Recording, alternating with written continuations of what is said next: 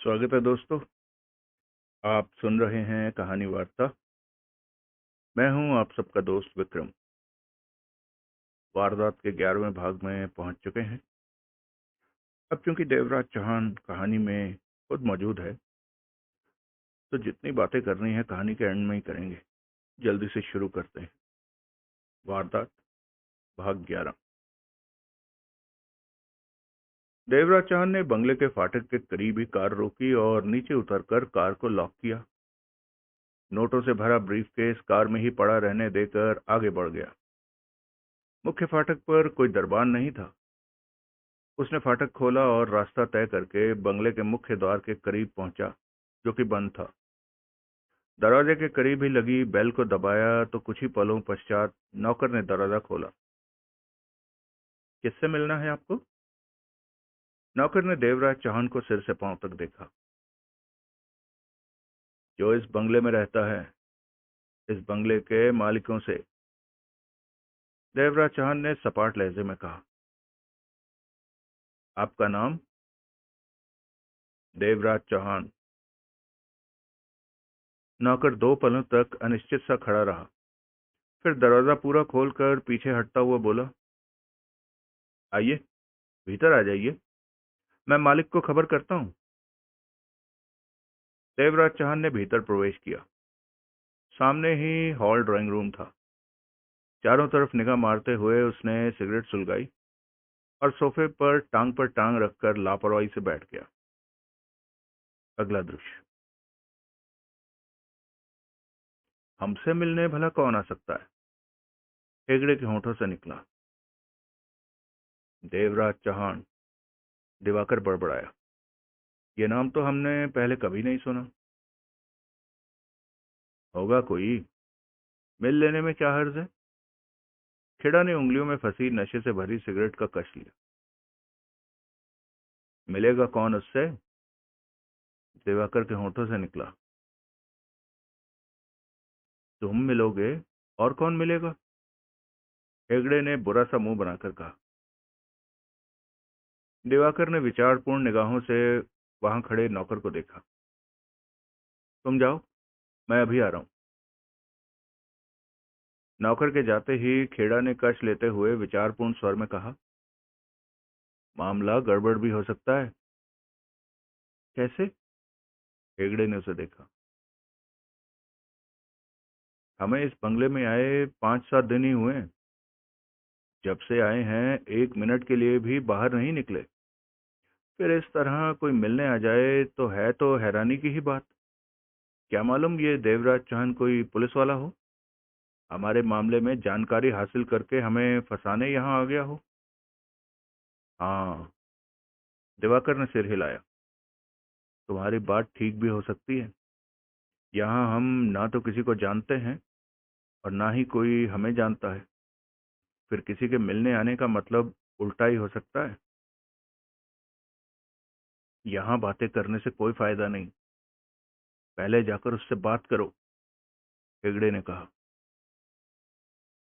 तुम लोग भी साथ चलो। हमारी कोई जरूरत नहीं, तेरा अकेला जाना ही ठीक रहेगा, खेड़ा बोला। तुम लोग सावधान रहना, दिवाकर ने अनमने मन से कहा। वो अकेला नहीं जाना चाहता था, लेकिन आने वाले की मंशा जाने बिना सबका एक साथ जाना भी ठीक नहीं था। वो बेमन से कमरे से बाहर निकल गया। अगला दृश्य। देवराज चौहान ने दिवाकर को सीढ़ियों से उतरकर नीचे आते देखा तो उसके होंठों पर मुस्कान की तीखी रेखा फैलती चली गई। उसने टांग पर से हटाकर सिगरेट कालीन पर फेंकी और उसे जूते से मसलकर उठ खड़ा हुआ। तब तक दिवाकर पास आ पहुंचा था। कौन है आप? दिवाकर ने उसे सिर से पांव तक निहारते हुए पूछा। मेरा नाम देवराज चौहान है। आप हैं कौन? मैं कौन हूं, ठीक प्रकार से तो मैं भी नहीं बता सकता। बस इतना समझ लो कि मेरे बारे में जितना जान लोगे उतना ही कम है, देवराज चौहान ने शांत लहजे में कहा। अभी तक तो मेरे बारे में इतना ही समझ लो कि मैं तुम सबके काले कारनामों का आंखों देखा गवाह हूं। पुख्ता सबूत हूं तुम लोगों के खिलाफ। क्या मतलब? दिवाकर चौंका। उसके शरीर में हल्का सा कंपन उठा और थम गया। सुरेश दिवाकर, यानी कि तुम चंद्रप्रकाश दिवाकर के बेटे, अरुण खेड़ा, मशहूर उद्योगपति सोहनलाल खेड़ा का बेटा, सूरज हेगड़े, ईमानदार जज कृष्णलाल हेगड़े का बेटा, राजीव मल्होत्रा, पढ़ा लिखा बेकार शरीफ नौजवान। इतना ही काफी है या कुछ और बताऊं? कहकर देवराज चौहान हंसा। दिवाकर का चेहरा फक। मैं समझा नहीं। दिवाकर के होठों से निकला। ओह। देवराज चौहान के चेहरे पर कहर के भाव उभरे। इसका मतलब अपने खूबसूरत कारनामों का जिक्र मेरे मुंह से ही सुनना चाहते हो नशेड़ी? नशे की जरूरत और पैसे के अभाव के कारण तुम लोगों ने बैंक डकैती की। डकैती में 3 हत्याएं की। उसके बाद अपने ही दोस्त राजीव मल्होत्रा की जान ले ली। केस चला। अदालत से तुम लोगों को उम्र कैद की सजा मिली।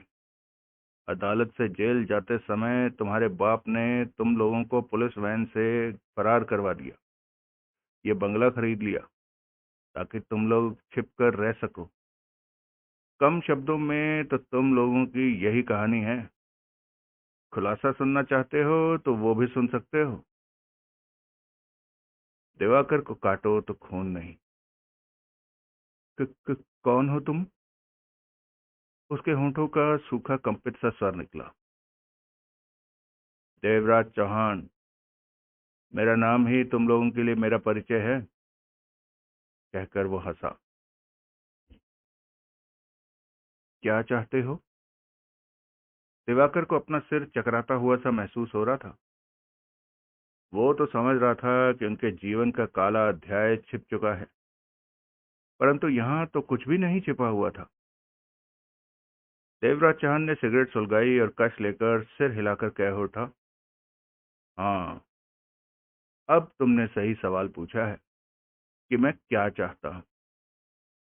अगर तुम लोग और तुम्हारा बाप ये चाहता है कि मैं अपनी जुबान बंद रखूं, किसी को तुम लोगों के बारे में पता ना चले, खास तौर से पुलिस को, कि तुम ही वो लोग हो जिन्होंने बैंक डकैती की, हत्याएं की, फिर पुलिस कस्टडी से फरार भी हो गए, तो मेरी जुबान बंद रखने की पहली किश्त 20 लाख रुपए मुझे मिलनी चाहिए।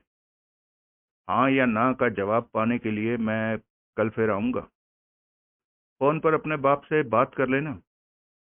अपने बाप से ये भी कह देना कि मैं एक बात एक ही बार करता हूँ, दोबारा नहीं करता, इसलिए मुझे फौरन फैसले से भरा जवाब चाहिए। दिवाकर ने सूखे होंठों पर जीभ फेर कर कहा, 20 लाख की पहली किश्त? हाँ, 20 लाख की पहली किश्त।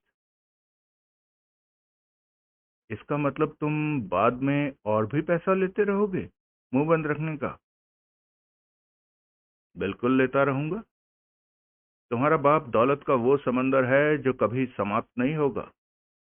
अपने बेटे को बचाने के लिए वो ऐसी कई किस्तें दे सकता है। देवराज चौहान हंसा। नहीं देगा। वो नहीं देगा।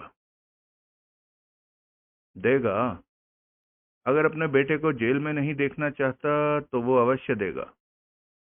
नहीं भी देगा तो मेरी सेहत पर कोई फर्क नहीं पड़ेगा। बस तुम लोग जेल पहुंच जाओगे, और इस बार तो सजा भी सख्त होगी। तुम्हें तुम्हें ये सब बातें कैसे पता चली? दिवाकर की आवाज कांप रही थी। पता नहीं चली, बल्कि तुम लोगों ने जो कुछ भी किया मेरी आंखों के सामने किया। आ- आंखों के सामने? हाँ। दिवाकर देवराज चौहान को देखता रहा, कह कुछ भी न सका। अब मैं चलूंगा। तुम मेरा बाप बार बार तुम्हें पैसे नहीं देगा। वो दूसरी तरह का आदमी है। मैं तीसरी तरह का आदमी हूँ। देवराज चौहान ने एक एक शब्द चबाकर कहा। वैसे अगर बार बार उसे पैसे देने से ऐतराज है तो एक मुश्त किश्त में भी सौदा हो सकता है। एक ही किश्त में? कितने की किश्त होगी? 1 करोड़। 1 करोड़? दिवाकर ने आंखें फाड़कर देवराज चौहान को देखा। हाँ, नहीं तो 20-20 लाख की समय समय पर मैं कुल मिलाकर 10 किश्तें लूंगा, जो कि 2 करोड़ रुपया बनता है। अब ये तुम्हारे बाप की समझदारी है कि वो किस प्रकार मुझे रकम देना पसंद करता है।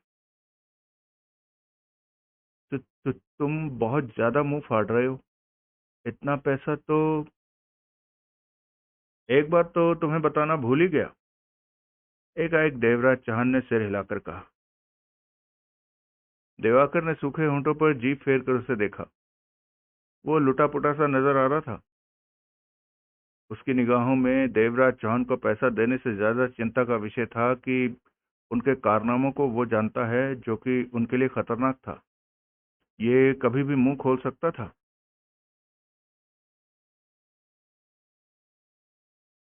राजीव मल्होत्रा को तो तुम भूले नहीं होगे? देवराज चौहान के चेहरे पर मीठी मुस्कान उभर आई। जिसे मारने के पश्चात उसकी लाश क्रियाक्रम के लिए शमशान ले गए थे। चिता भी सज गई थी उसकी। आग भी दे दी जाती उसकी चिता को, परंतु बरसात आ जाने की वजह से ये काम तुम लोगों को मुलतवी करना पड़ा। तब शमशान के आचार्य ने कहा कि वो आग दे देगा, आप लोग निश्चिंत होकर जाइए। दिलावर का दिल धाड़ धाड़ पसलियों से दिवाकर का दिल धाड़ धाड़ पसलियों से टकराने लगा। तो तुम कहना क्या चाहते हो? दिवाकर के होंठों से फटा फटा सा स्वर निकला। मैं ये कहना चाहता हूँ कि राजीव मल्होत्रा जिंदा है। तुम लोगों ने उसके साथ जो कुछ भी किया, वो उसका बदला लेने के लिए तुम लोगों को तलाश कर रहा है। वो दिन तुम लोगों के लिए सबसे बुरा होगा, जब उसने तुम लोगों को तलाश कर लिया। ये नहीं हो सकता।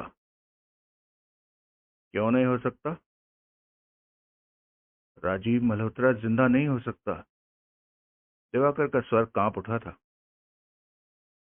वो जिंदा है। नहीं, मैंने मेरे घूंसे से वो मर गया था। दिवाकर दांत पीस कर कह उठा। भूल में हो? देवराज चौहान जहरीली हंसी हंसा। वो जिंदा है। शमशान से तुम लोगों के जाते ही वो चिता से उठ बैठा था। तुम्हारे घूंसे से मरा नहीं, बल्कि लंबी बेहोशी में खो गया था। मेरे देखते ही देखते वो अपनी टांगों से चलकर शमशान से निकला था। तब से लेकर अब तक खुद को पुलिस की निगाहों से बचाते हुए वो पागलों की तरह तुम लोगों की तलाश कर रहा है, ताकि तुम लोगों ने उसके साथ जो कुछ किया उसका बदला ले सके। कहो तो मैं अभी उसे तुम लोगों का पता बता देता हूँ। दिवाकर हक्का बक्का सा चुप। राजीव अगर तुम लोगों के बारे में जान गया कि तुम लोग कहाँ हो, तो जानते हो कि क्या होगा? वो प्रतिशोध लेने के लिए पागल हुआ पड़ा है। तब शोर शराबा तो होगा ही। अगर तुम लोग राजीव के हाथों बच गए तो फिर पुलिस के हाथों नहीं बच सकोगे। यानी तुम लोगों का फंसना लाजमी हो जाएगा। मरा हुआ इंसान दोबारा जिंदा नहीं हो सकता। दिवाकर गला फाड़कर चीखा। ठीक कहते हो। देवराज चौहान हंसा। मरा हुआ इंसान दोबारा जिंदा नहीं हो सकता। तो फिर राजीव कैसे जिंदा हो सकता है? जो मरा ही ना हो, उसके जिंदा होने का सवाल ही कहाँ पैदा होता है। वो पहले भी जिंदा था, अब भी जिंदा है। तुम्हारे घूंसे से वो मरा नहीं था, बल्कि लंबी बेहोशी में डूब गया था। कुल मिलाकर अब तुम लोग ये बात अच्छी तरह समझ सकते हो कि कैसे खतरे में घिरे बैठे हो तुम लोग। अपने बाप को समझा देना। देवराज चौहान का मुंह बंद रहेगा तो सब ठीक रहेगा। मैं कल आऊंगा। मुझे मेरी बात का जवाब मिल जाना चाहिए। नाम याद रखना, देवराज चौहान। कहने के साथ ही देवराज चौहान पलटा और तेज तेज कदम उठाता बाहर निकलता चला गया। दिवाकर बुद्ध की माने हक्का बक्का सा वहीं का वहीं खड़ा रह गया था। बाहर अपनी कार के समीप पहुंचते ही देवराज चौहान ठिठका। उसकी आंखें सिकुड़कर छोटी होती चली गईं। चेहरे पर अजीब से भाव फैलते चले गए। महादेव कार से टेक लगाए सिगरेट के कश लेता हुआ लापरवाही से खड़ा था। कदमों की आहट पाकर उसने सिर घुमाया। देवराज चौहान को वहां पाकर बरबस ही मुस्कुराया और सीधा खड़ा होता हुआ बोला, कार को देखकर मैं सोच ही रहा था कि ये कार तो अपने देवराज चौहान की है। मेरा ख्याल ठीक ही निकला जब मैंने बंद कार में तुम्हारा ब्रीफकेस पड़ा देखा। देवराज चौहान ने महादेव की आंखों में झांका। नोटों से भरा ब्रीफकेस तुम्हें इस तरह कार में छोड़कर नहीं जाना चाहिए। इस ब्रीफकेस को तो सिर्फ तुमसे ही खतरा हो सकता है और किसी से नहीं। मेरी तरफ से निश्चिंत रहो, मैं दोस्तों के माल पर हाथ नहीं फेरता। महादेव हौले से हंसा। वैसे तुम्हारी इतनी ही मेहरबानी काफी रही कि तुमने मेरे हारे 20,000 ब्याज के साथ साथ वापस दिलवा दिए। तुमने मेरा पीछा क्यों किया? देवराज चौहान मतलब की बात पर आया। कौन कहता है? तुम्हारे यहाँ होने का यही मतलब निकलता है। अगर मुझ पर निगाह रखनी थी तो स्पष्ट कह देते, मैं तुम्हें साथ ही ले आता, या जो भी मुझसे पूछना चाहते हो स्पष्ट पूछ लेते। महादेव ने सिगरेट का कश लिया और बंगले पर भरपूर निगाह मारी। इस बंगले में तुम्हारा कौन सा पहचान वाला रहता है? देवराज चौहान की आंखों में हल्की सी कठोरता उभरती चली गई। मैंने तुमसे कुछ पूछा था महादेव। जो मैं पूछूं इस समय सिर्फ उसी का जवाब दो। भाई नाराज क्यों होते हो? महादेव मुस्कुरा रहा था। खामखा गुस्सा मत करो और क्रोध में कहीं मुझे भी किसी आती गाड़ी के आगे मत फेंक देना। वैसे मैंने तुम्हारा पीछा नहीं किया। तो फिर यहाँ कैसे आए? आधे घंटे में ही यहाँ कैसे आ गए जहाँ मैं आया हूँ? संयोग ही समझो। मैं तुम्हें बताना नहीं चाहता लेकिन हालात ऐसे हो गए हैं कि अब बताना ही पड़ेगा। वो साथ वाला बंगला देख रहे हो ना, जहाँ से तुम निकले हो उसकी दाईं तरफ वाला? हाँ, मैं वहीं पर रहता हूँ। महादेव ने सिर हिलाकर कहते हुए सिगरेट का कश लिया। तुम उस बंगले में रहते हो? देवराज चौहान के चेहरे पर अजीब से भाव फैलते फैलते चले गए। क्यों? क्या मैं बंगले में नहीं रह सकता? महादेव ने उसी भाव में जवाब दिया। तुम्हारी शक्ल बंगले में रहने लायक नहीं है। देवराज चौहान ने होंठ सिकोड़े। 45 साल का खूबसूरत चेहरा है मेरा। महादेव ने अपने चेहरे पर हाथ फेरा। अपने कपड़े देखे हैं? कपड़े? क्या बुराई है मेरे कपड़ों में? 15 दिन पहले ही तो नया सूट खरीदा है। इन कपड़ों को पहनने वाला ऐसे बंगले का मालिक नहीं हो सकता महादेव। बेहतर यही होगा कि मुझसे झूठ बोलने की चेष्टा मत करो। देवराज चौहान ने सख्त स्वर में कहा। नहीं तो? देवराज चौहान साहब, मैंने ये कहा है, मैं इस बंगले में रहता हूँ। मैं इस बंगले का मालिक नहीं हूँ। बंगला तो दूर, मेरी हैसियत ही कहाँ जो बंगले की बाहरी चार दीवारी भी खरीदने का दम जेब में रखता हूँ। देवराज चौहान का चेहरा देवराज चौहान के चेहरे का तनाव कुछ कम हुआ। उसने सिगरेट सुलगाई। तेरे पिता का बंगला तो नहीं हो सकता ये। नहीं। तेरे मामे चाचे का भी नहीं होगा। नहीं, तेरे सगे भाई का भी नहीं होगा। नहीं। महादेव ने शराफत से सिर हिलाया। और तेरे में इतना दम भी नहीं कि तू इतने बड़े बंगले का किराया दे सके। किराया देने की औकात तो वास्तव में मेरी नहीं है, महादेव ने कबूल किया। ये बंगला तुझे दहेज में भी नहीं मिला होगा। देवराज चौहान ने सिगरेट का कश लिया। शादी ही नहीं की तो फिर दहेज कहाँ से आएगा? महादेव हंसा। फिर तू किस बलबूते पर यहाँ रहता है? किसका बंगला है ये? इस बंगले की मालकिन एक बूढ़ी औरत है। उसका कोई होता सोता नहीं है। महादेव ने गहरी सांस लेकर कहा। मैं उसका होता सोता बनने की कोशिश कर रहा हूँ, ताकि मरने से पहले ये बंगला और जेब में जो कुछ भी हो मेरे हवाले कर जाए। 2 महीने हो गए यहाँ रहते रहते। रहने का मामला कैसे पटा? खास मेहनत नहीं करनी पड़ी। चेहरे पर कपड़ा बांधकर बंगले के पीछे से भीतर घुसा और 2 नौकरों और बुढ़िया को बांधकर 1.25 लाख का माल लेकर चंपत हो गया। घंटे भर बाद असली भेष में माल के साथ वापस लौटा।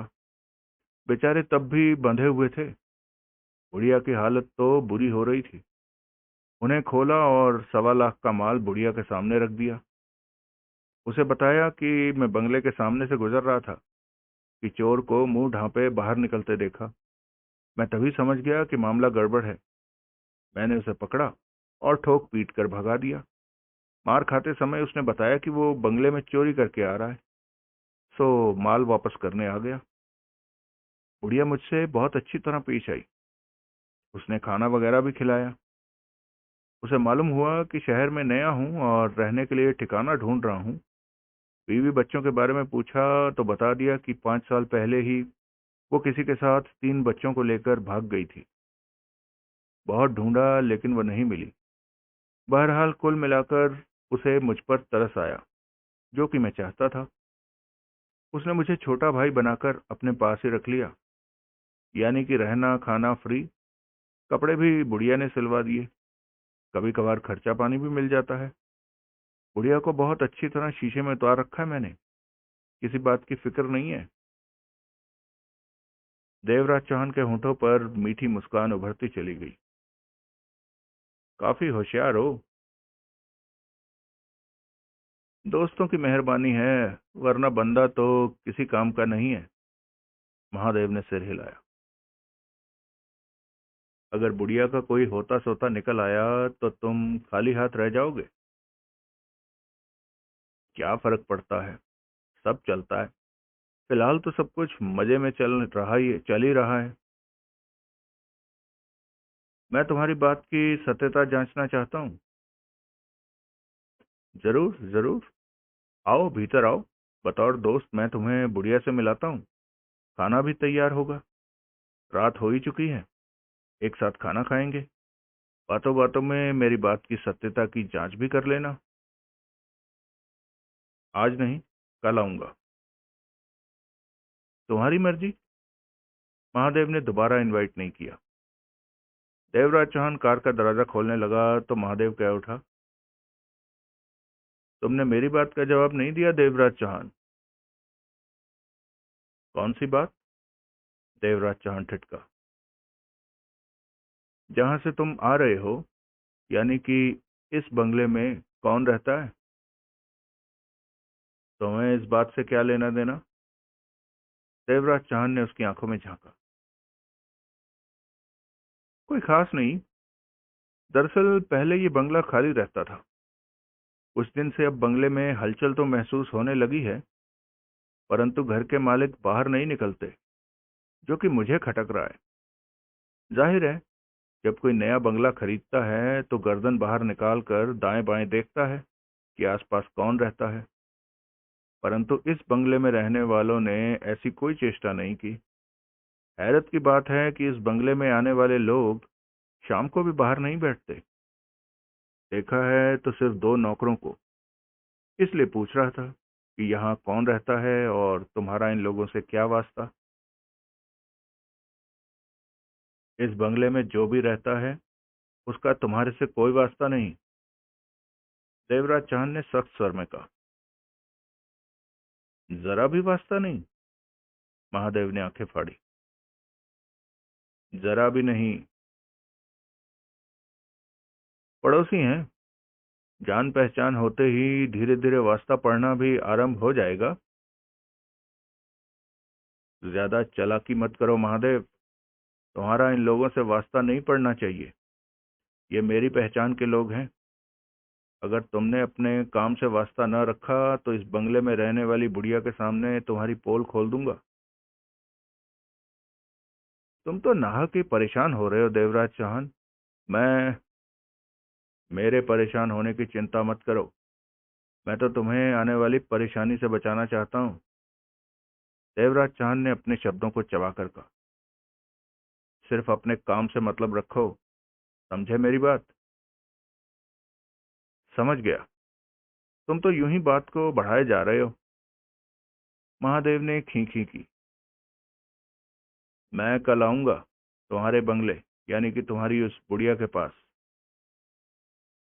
जरूर आना। महादेव ने गर्दन हिलाई। अपने आप से मतलब रखना।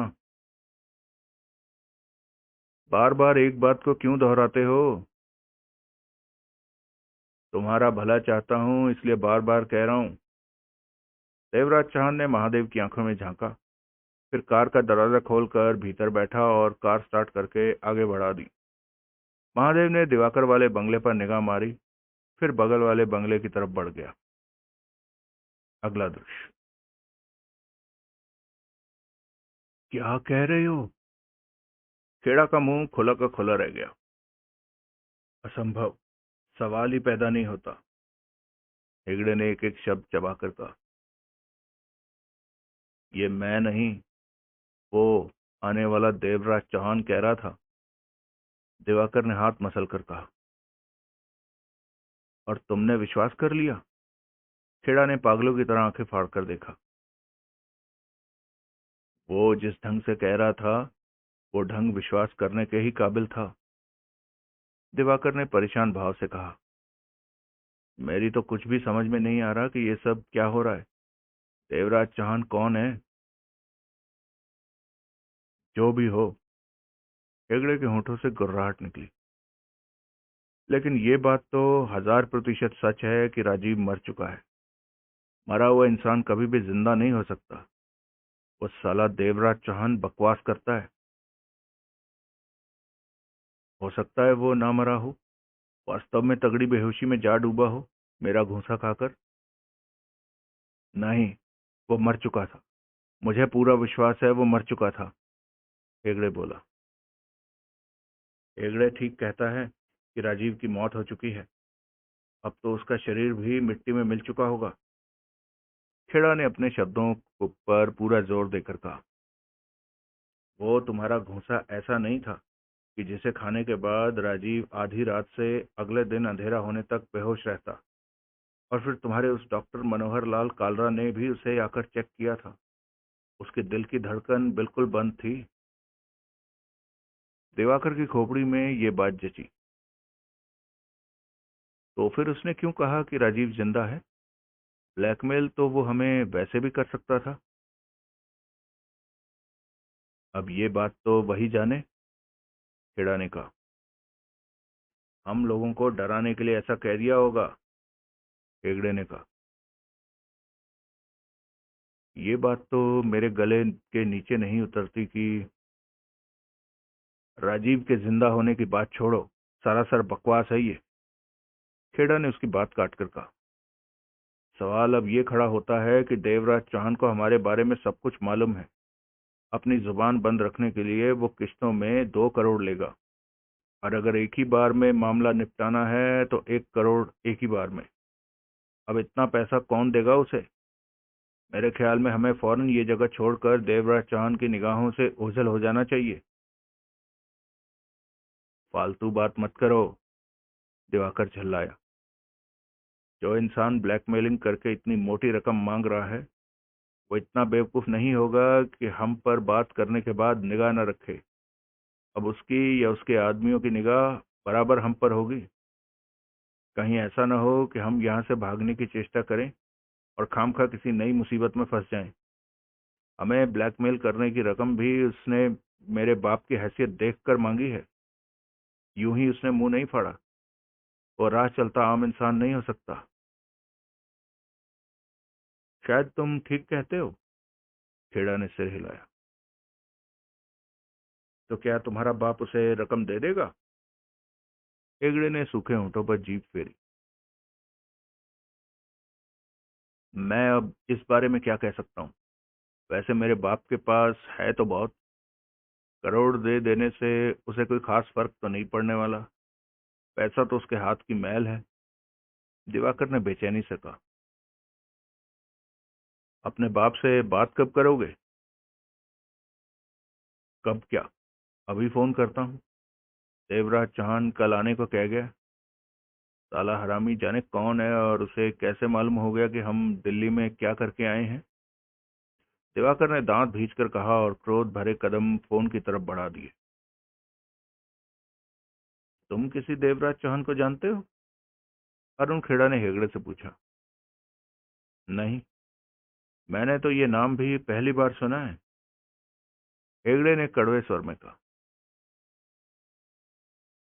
दिवाकर ने 2 मिनट फोन पर बात की, फिर रिसीवर रखकर पलटा।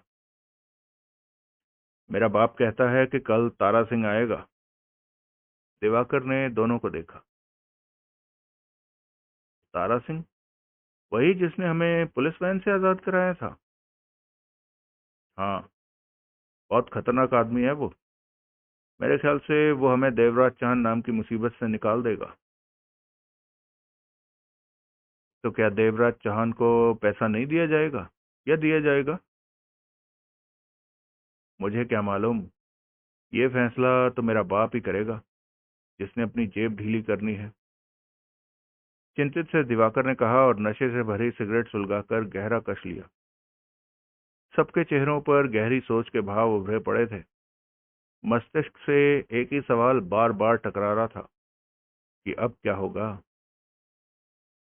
अगला दृश्य। देवराज चौहान ने कार को सड़क के किनारे रोका और ब्रीफकेस लेकर उतरते हुए गली में प्रवेश कर गया। 2-3 गलियां पार करने के पश्चात वो एक घटिया से इलाके में पहुंचा, जहां कच्चे पक्के मकान बने हुए थे। उन्हीं मकानों की एक गली में उसने प्रवेश किया और एक मकान के सामने जाकर ठिठका। फिर आगे बढ़कर मकान का दरवाजा खटखटाया। कुछ ही पलों में दरवाजा खुला। दरवाजा खोलने वाला 60 वर्षीय बूढ़ा था। आओ बेटा देवराज चौहान। बूढ़ा उसे देखते ही बोला। मैं सोच ही रहा था कि बहुत दिन हो गए तुम्हें आए। कहते हुए वो पीछे हटा तो देवराज चौहान भीतर प्रवेश करता हुआ बोला। चाचा, तुम तो जानते ही हो कि मेरा काम कैसा है। मालिक के साथ 15-15 दिन टूर पर रहना पड़ता है। मुझे खुद नहीं पता होता कि आने वाले दिन में मैंने कौन से शहर में होना है। सो तो है बेटा, पेट पालने की खातिर सब कुछ करना पड़ता है। बूढ़ा सिर हिलाकर बोला। चाचा, आज चाय नहीं पिलाओगे? तो क्या अभी फिर जाओगे? बूढ़े ने हैरानी से उसे देखा। हाँ चाचा, मालिक के साथ जरूरी काम है। मैं तो समझो सिर्फ तुमसे मिलने आया हूँ। ठीक है, मैं चाय बनाकर लाता हूँ। बूढ़ा सिर हिलाता हुआ किचन की तरफ बढ़ गया। देवराज चांद आगे बढ़ा और बंद कमरे के सामने ठिठका। दरवाजे पर ताला लटक रहा था। जेब से चाबी निकालकर ताला खोला और भीतर प्रवेश कर गया। कमरे में एक तरफ चारपाई बिछी थी, दूसरी तरफ लकड़ी की बहुत पुरानी अलमारी थी, जो कि उसी बूढ़े की थी। 1.5 साल से देवराज चाहन ने यह कमरा किराए पर ले रखा था, बूढ़े से ये कहकर कि वो टूर का काम करता है। महीने में 25 दिन तो उसे टूर पर शहर से बाहर ही रहना होता है।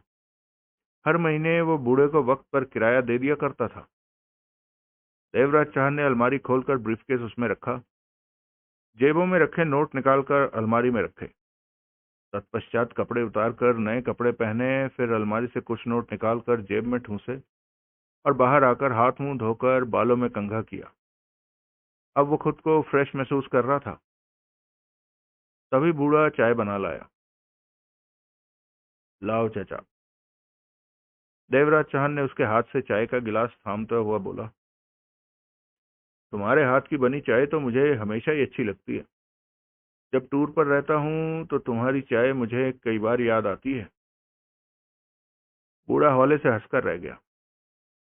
देवराज चौहान ने चाय का घूंट भरा, फिर जेब से रुपए निकालकर बूढ़े को थमाए। इस महीने का किराया।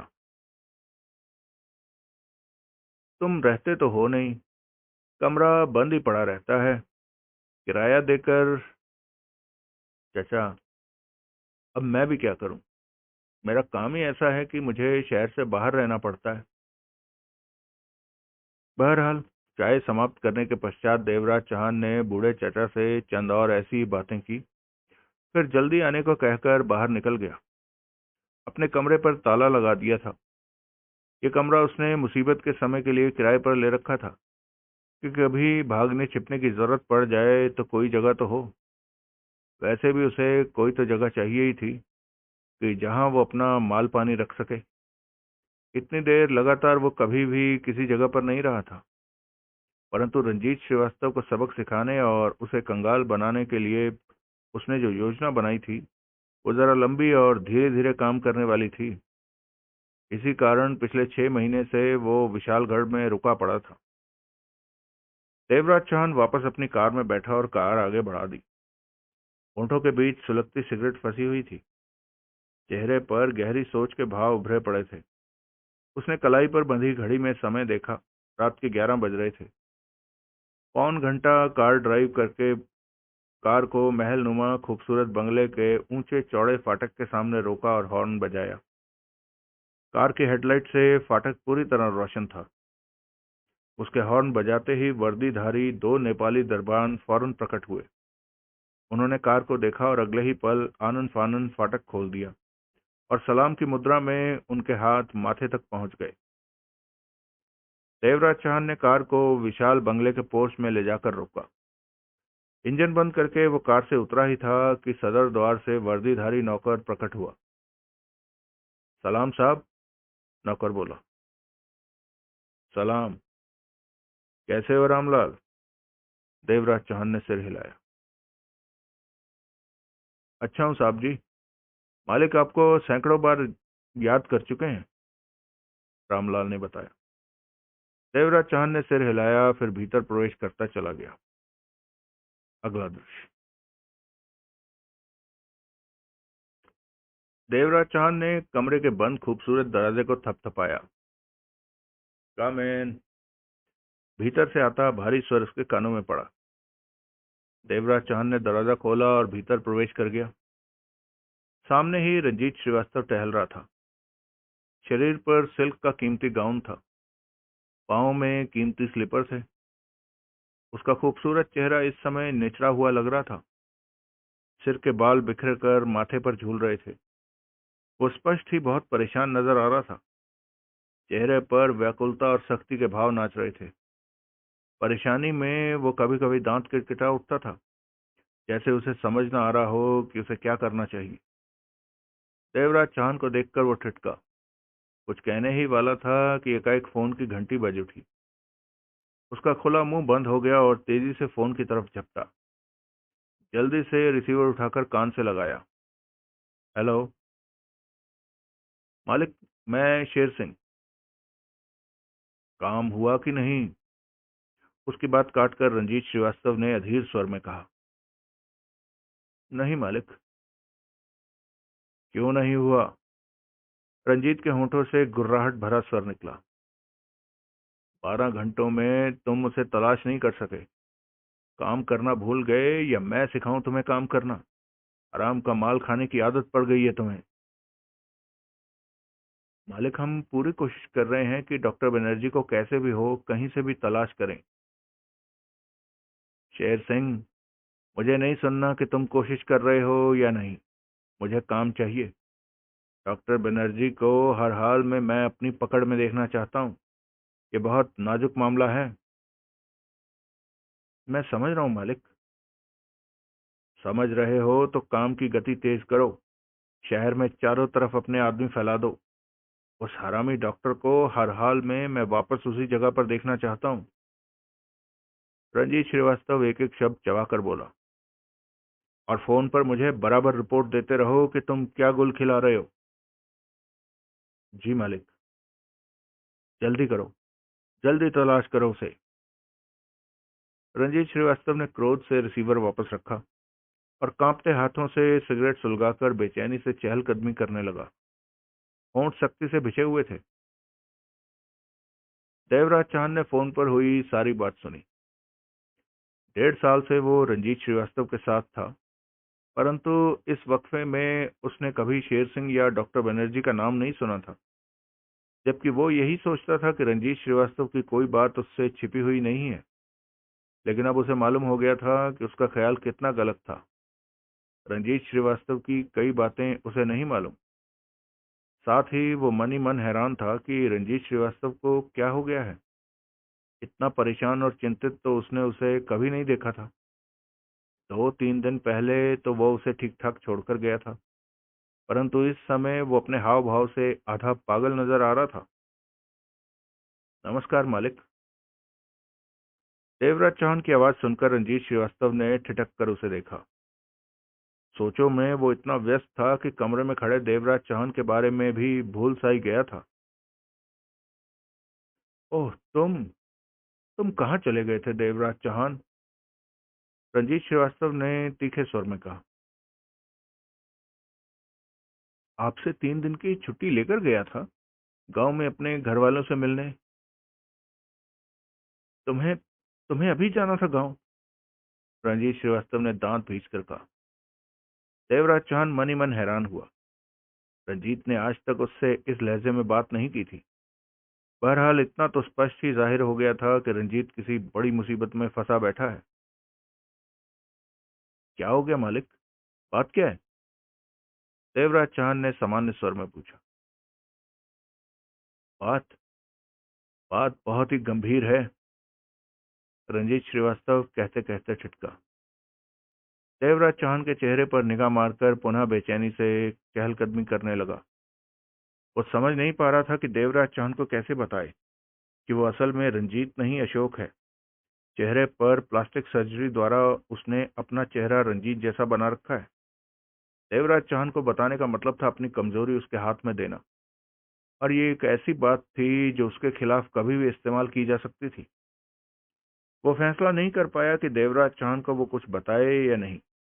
अगर बता दे तो शायद ये असली रंजीत और डॉक्टर बनर्जी को ढूंढ निकाले। रंजीत को इस प्रकार खामोश होते देखकर देवराज चौहान मन ही मन बहुत हैरान हुआ। मालिक, बात क्या है? देवराज चौहान ने सामान्य लहजे में कहा। आज पहली बार है कि आप मुझे कुछ बताते बताते रुक गए हैं। और फिर ये शेर सिंह और डॉक्टर बनर्जी कौन है? मैंने तो आज तक इनका नाम नहीं सुना। क्यों ढूंढा जा रहा है डॉक्टर बनर्जी को? फोन पर आप कह रहे थे कि मामला बहुत नाजुक है। मेरी तो समझ में कुछ भी नहीं आ रहा। आप मुझे कुछ नहीं बता रहे, इसका मतलब है आपका मुझ पर से विश्वास उठ गया है। रंजीत उर्फ अशोक ने फौरन ही फैसला कर लिया कि अभी वो इस बारे में देवराज चौहान को कुछ नहीं बताएगा। उसके आदमी तलाश तो कर ही रहे हैं डॉक्टर बनर्जी को। ऐसी कोई बात नहीं है देवराज चौहान, जैसा कि तुम सोच रहे हो। कोई खास वजह नहीं है। मामूली सा मामला है। मैं तुम्हें बताने की जरूरत नहीं समझता। तुम्हें मैं वही काम देता हूँ जो किसी दूसरे के बस का नहीं हो। जाओ, तुम आराम करो। कल सुबह हम इस बारे में बात करेंगे। जैसी आपकी इच्छा। देवराज चौहान बाहर निकला और उस कमरे की तरफ बढ़ गया जो उसे रहने के लिए मिला हुआ था। चेहरे पर सोच के गहरे भाव विद्यमान थे। देवराज चौहान के जाते ही रंजीत पुनः बेचैनी से चहलकदमी करने लगा। वो खुद को बेहद खतरे में महसूस कर रहा था। डॉक्टर बनर्जी उसकी कैद से भाग निकला है। अगर वो असली रंजीत को लेकर पुलिस के पास पहुंच गया तो वो सीधा जेल में पहुंच जाएगा। डॉक्टर बनर्जी ने उसके चेहरे पर की प्लास्टिक सर्जरी साफ कर दी, तो तब भी वो फंस जाएगा। उसका नकली होना सबके सामने आ जाएगा। तो वो क्या करे? कई घंटों तक सोचते रहने के पश्चात रंजीत उर्फ अशोक ने फैसला किया कि अब उसका खेल खत्म होने को है। देर सवेर में जल्दी ही वो कानून के फंदे में फंसने वाला है। इससे पहले कि ऐसा वक्त आए, उसे हमेशा के लिए यहाँ से खिसक जाना चाहिए। जो हाथ लगे उसे लेकर भाग जाना चाहिए, वरना एक बार भी जेल में पहुंच गया, पुलिस के चक्कर में फंस गया, तो फिर उसे कोई भी बचा नहीं पाएगा। आखिरकार उसने यही निश्चय किया कि कल वो बैंकों वगैरह से या जहां भी माल पड़ा है लेकर सब कुछ समेट कर ज्यादा से ज्यादा जितना भी हो सके लेकर हमेशा के लिए यहां से खिसक जाएगा। अगला दृश्य। हमेशा की भांति देवराज चांद सुबह 7 बजे तैयार होकर हटा ही था कि नौकर ने आकर कहा, मालिक ने फौरन याद किया है। देवराज चांद रंजीत श्रीवास्तव के कमरे में पहुंचा। गुड मॉर्निंग सर, आपने मुझे याद किया? रंजीत उर्फ अशोक ने गर्दन घुमाकर देवराज चाहन को देखा। आओ देवराज चाहन, आज हमें बहुत ही खास काम करना है। क्या मालिक? पार्टी को आज कैश पेमेंट देनी है। 2-3 बैंकों में जाकर पैसे को इकट्ठा करना है। तुम मेरे साथ रहोगे? ये काम तो आपका सेक्रेटरी भी कर सकता है। नहीं, कैश रकम का मामला है, रकम बहुत मोटी है। ये काम मैं खुद करना चाहता हूँ। जैसी आपकी इच्छा। ठीक 9:30 बजे हम यहाँ से निकलेंगे, रंजीत ने सिर हिलाकर कहा। ठीक है, मुझे थोड़ा सा काम है, उसे निपटाकर मैं 9 बजे तक वापस आ जाऊंगा। मुझे तुम्हारे किसी काम से कोई मतलब नहीं, रंजीत श्रीवास्तव शुष्क स्वर में बोला। ठीक 9:30 बजे जब मैं बाहर निकलूं तो तुम्हें अपनी कार के पास खड़े पाऊं। ड्राइवर हमारे साथ नहीं चलेगा, तुम ड्राइव करोगे? जी। इजाजत लेकर देवराज चांद बाहर निकल गया। उसकी आंखों में तीव्र चमक लहरा रही थी। देवराज चांद के जाते ही रंजीत श्रीवास्तव ने उठकर दरवाजा बंद किया और आगे बढ़कर एक तरफ रखी तिजोरी का लॉक खोला। तिजोरी नोटों की गड्डियों और जवाहरातों से भरी पड़ी थी। रंजीत ने दरवाजा बंद कर दिया। आज उसे ये जगह हमेशा के लिए छोड़ देनी थी।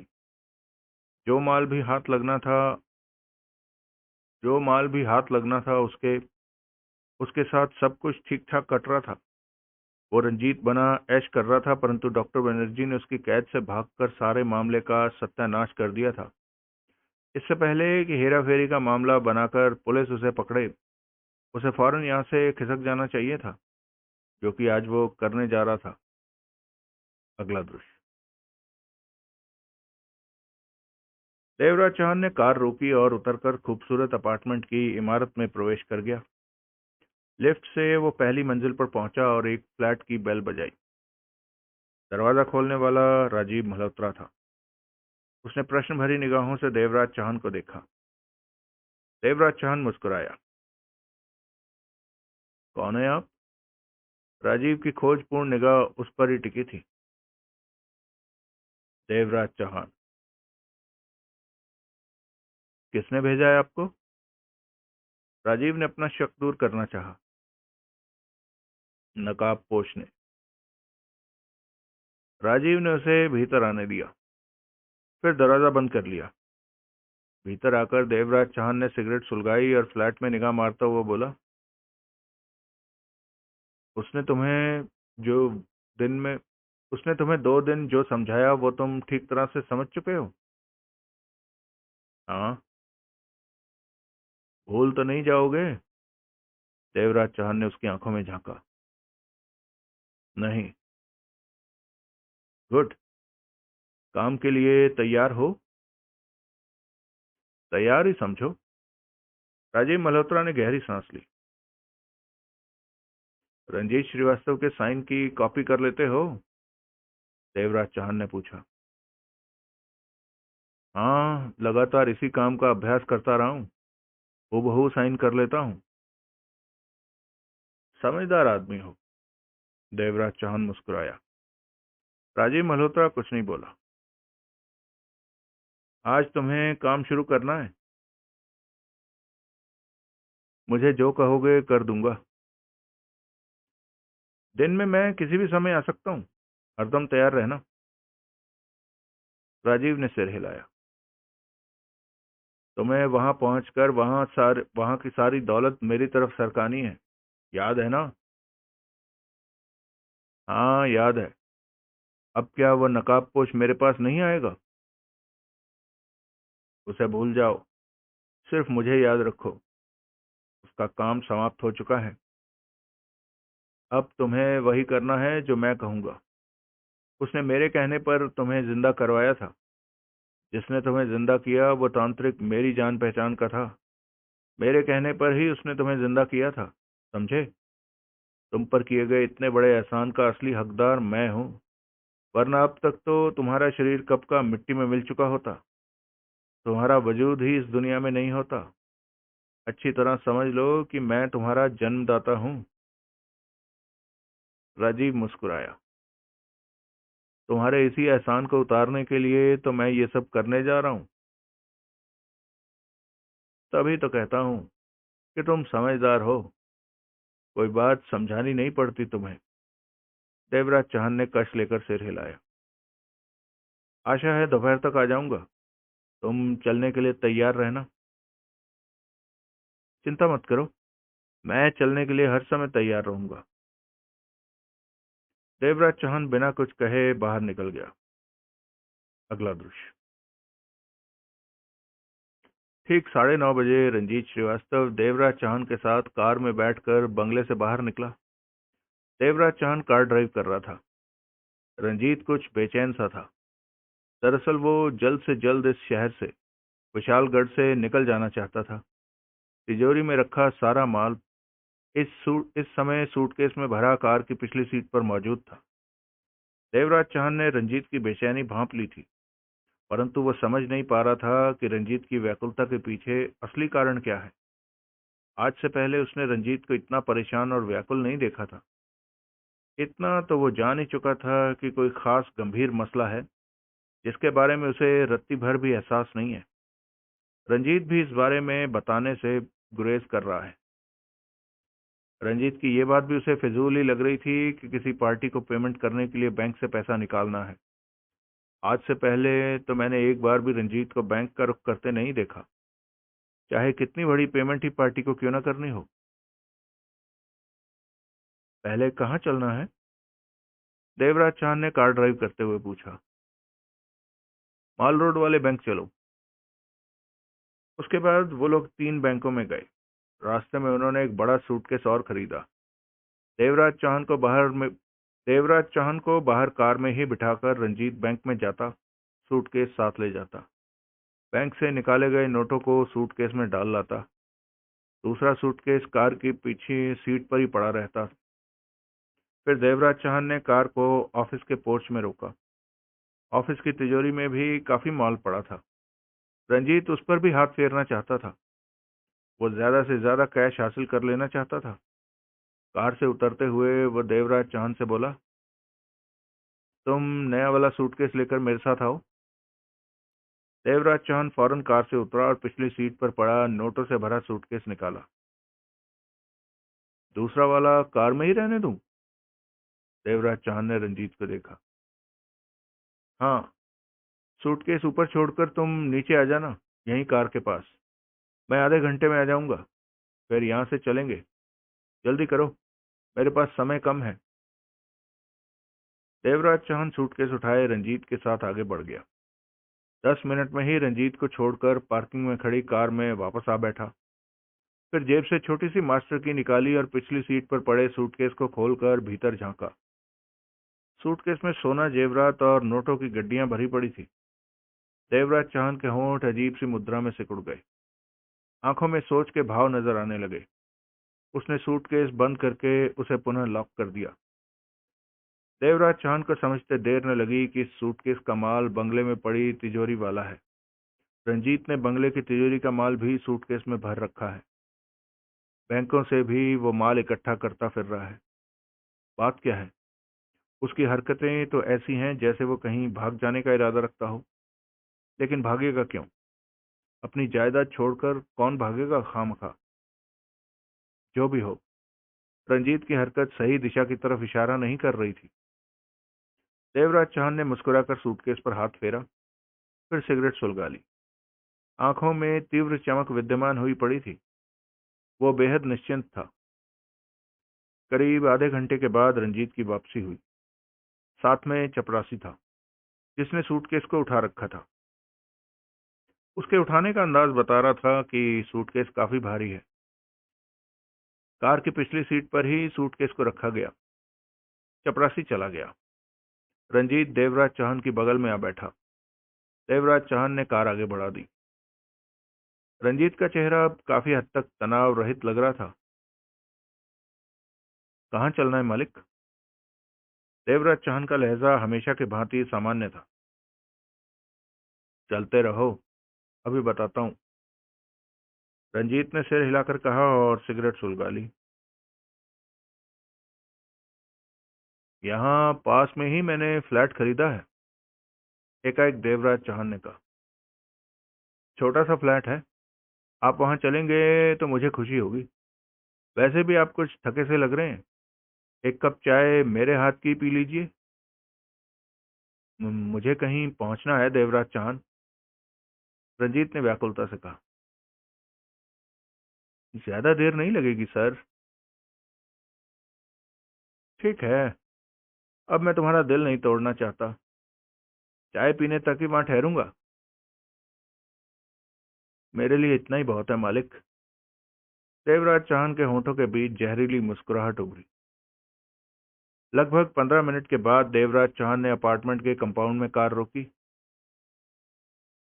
इन सूटकेसों को तो यहाँ नहीं छोड़ा जा सकता, एकाएक रंजीत बोला।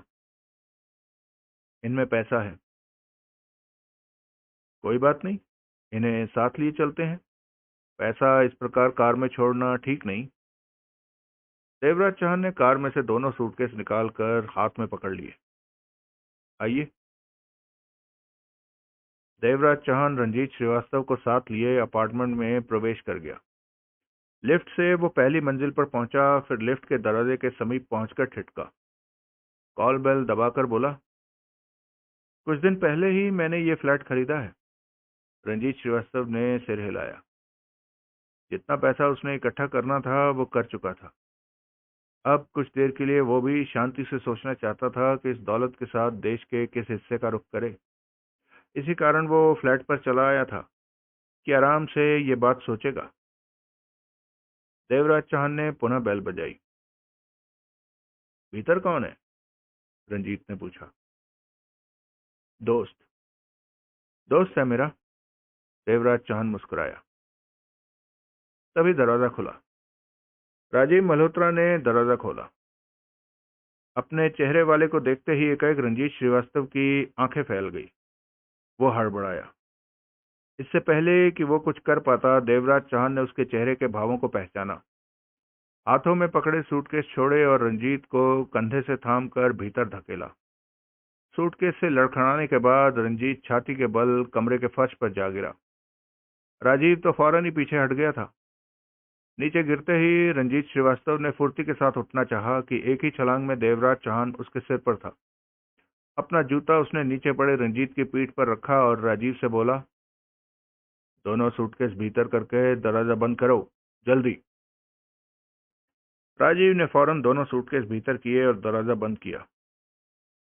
छोड़ो मुझे, नीचे पड़ा अशोक उर्फ रंजीत तड़पा। देवराज चौहान का चेहरा सख्त हुआ पड़ा था। उसने जूते का दबाव और बढ़ा दिया। रंजीत के होंठों से पीड़ा भरी कराह निकली। तुम्हारी ये हिम्मत? रंजीत दहाड़ा। मैं तुम्हें नौकरी से निकाल दूंगा। तुम्हारा ऐसा बुरा हाल करूंगा कि तुम दोबारा जन्म लेने से भी इनकार कर दोगे। मैं चुप। देवराज चौहान के होंठों से गुर्राहट निकली। बहुत हो गया मालिक मालिक। तेरे को फंसाने और अपना जाल बुनने में मैंने अपने 6 महीने खराब कर दिए। अब उन 6 महीनों की कीमत वसूलने का समय आ गया है। क्या मतलब? रंजीत के होंठों से पीड़ा और हैरानी भरी आवाज निकली। और ये कौन है तुम्हारे साथ, मेरी शक्ल वाला? तुम क्या करने जा रहे हो? अभी मेरे पास वक्त नहीं है ज्यादा बात करने का, देवराज चौहान ने दांत किटकिटाकर कहा। कुछ घंटों के बाद फिर आऊंगा, तब तुझे तेरे हर प्रश्न का उत्तर दूंगा। कहने के साथ ही देवराज चौहान ने उसकी पीठ से अपना जूता हटाया और अगले ही पल जूते की एड़ी ठक के साथ उसकी कनपट्टी पर दे मारी। रंजीत श्रीवास्तव के होंठों से कराह निकली और वो बेहोशी की गर्त में डूबता चला गया। देवराज चौहान ने सिगरेट सुलगाई और कश लेकर राजीव से बोला, इसके कपड़े उतारो और पहन लो। राजीव आगे बढ़कर बेहोश पड़े रंजीत के कपड़े उतारने लगा। इसका चेहरा तो बिल्कुल ही मुझसे मिलता है, कपड़े उतारता हुआ राजीव बोला। तभी तो तुम्हें जिंदा कराया था, तभी तो इस काम में तुम्हारा इस्तेमाल किया जा रहा है, देवराज चौहान बोला। राजीव ने रंजीत के शरीर पर से कपड़े उतारकर खुद पहन लिए। देवराज चौहान ने अंडरवियर पहने बेहोश पड़े रंजीत के हाथ पांव कसकर बांधे, फिर मुंह में कपड़ा ठूंसा ताकि होश में आने के बाद वो चीख न सके। तत्पश्चात सूटकेसों को दूसरे कमरे में ले जाकर रखा और उस कमरे पर ताला लगाकर पलटा और राजीव को देखा। चलें? राजीव ने सहमति में सिर हिला दिया। ध्यान रखना, अब तुम राजीव मल्होत्रा नहीं, रंजीत श्रीवास्तव हो, शहर की जानी मानी हस्ती। राजीव ने पुनः सिर हिला दिया। चलिए दोस्तों, कहानी के इस भाग को यहीं रोकते हैं। तो इसका मतलब है कि हम में से जिस जिस ने भी ये अंदेशा लगाया था कि नकाबपोश ही देवराज चौहान है, वो अंदेशा बिल्कुल सही है। आप सब ये सोच सकते हैं मेरी तरह कि उस समय यदि हमने देवराज चौहान की अनिल मोहन जी की उस पुस्तक के उत्तर में अपना पोस्ट कार्ड भेजा होता, तो शायद 10-10 हज़ार रुपए का इनाम हम में से किसी को मिला होता। खैर, क्योंकि मुझे क्यों लगता है वो इसलिए क्योंकि देवराज चौहान ने उसे कहा कि मैं तुम्हारे बारे में जानता नहीं हूं, मैंने ये सब कुछ होते देखा है, दिवाकर से उसने कहा। अब होते देखा तो नकाबपोश ने ही राजीव से कहा था कि वो हर पल उस पर निगाह रख रहा था, और जिस एक दिन उसने सोचा कि मैं अप्रोच करूं और उसको रंजीत श्रीवास्तव बनाने के लिए मनाऊं या उससे बात करूं, उसी दिन उन्होंने डकैती कर दी और शाम को वो मारा गया। तो यानी कि देवराज चौहान ही वो नकाबपोश था जो हर पल राजीव पर निगाह रख रहा था और राजीव पर निगाह रखते रखते उन सबके डकैती, हत्या और वो सारे कारनामों को देखता जा रहा था। गुड। अब दूसरा सवाल ये खड़ा होता है कि देवराज चौहान उन्हें ब्लैकमेल क्यों कर रहा है? क्योंकि ये देवराज चौहान का स्टैंडर्ड स्टाइल नहीं है।